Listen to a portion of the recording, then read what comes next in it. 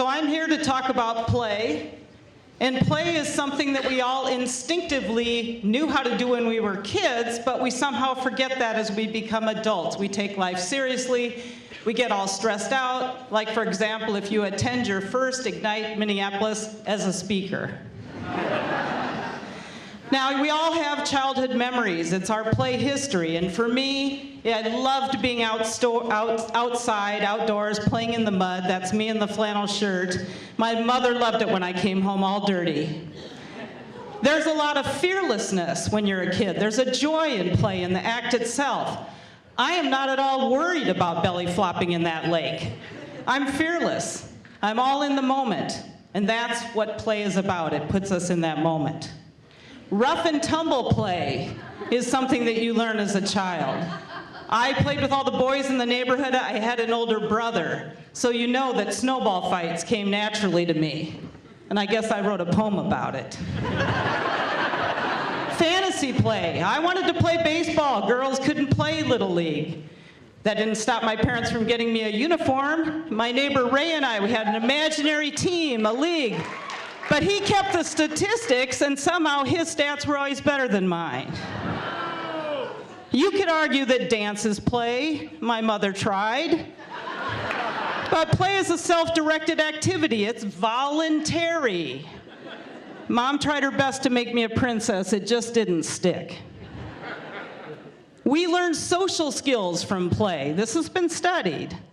You know, cooperation, fairness, give and take. As my friend Jake says, you want to have any friends? You're going to learn how to play and play nicely with others. Object play, it's part of our motor skill development, putting things together, taking things apart, maybe playing with the box more than the expensive toys your parents bought you.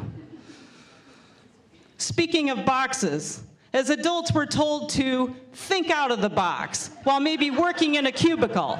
And there's my cat photo.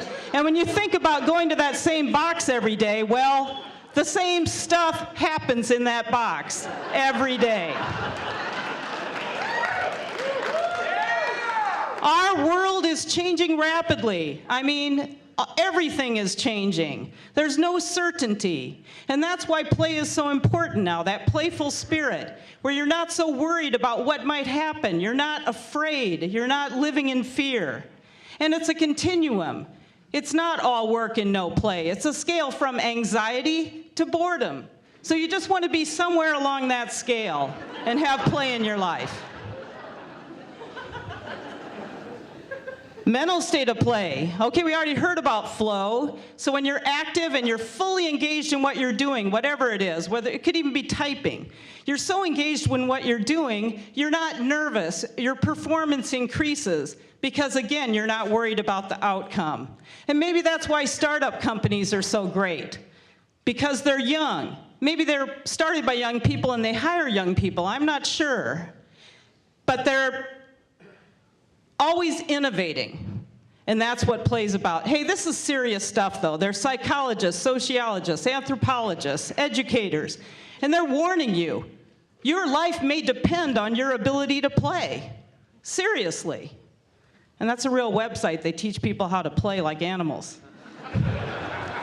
And even when we go out to have physical play, right? We work out. Nobody says I have to go play. They say I have to go work out. You could be enjoying that experience outside instead of, being on a treadmill in a gym. And celebrate your life. Be in the moment. Don't just have a birthday. Be like me. I have a birthday month. Actually, sometimes a season, because it takes that long for everybody to buy me lunch or dinner. Be optimistic. Not just about getting out of this corn maze or the Vikings winning another game. Think about your options. Maybe ponder those solutions. And I love sports because we don't know when we're going to die, but games have a set beginning and an end. And so there can be a completeness during that time frame. And you can enjoy that whether you're an athlete participating in the game or whether you're a fan and you're passionate about your team. And really, we don't know who's going to win, and we might not care after tailgating all morning. So I'm going to leave you with, just think about having more playfulness in your life. Don't worry so much about the future, what might or might not happen. And go out and play like a champion.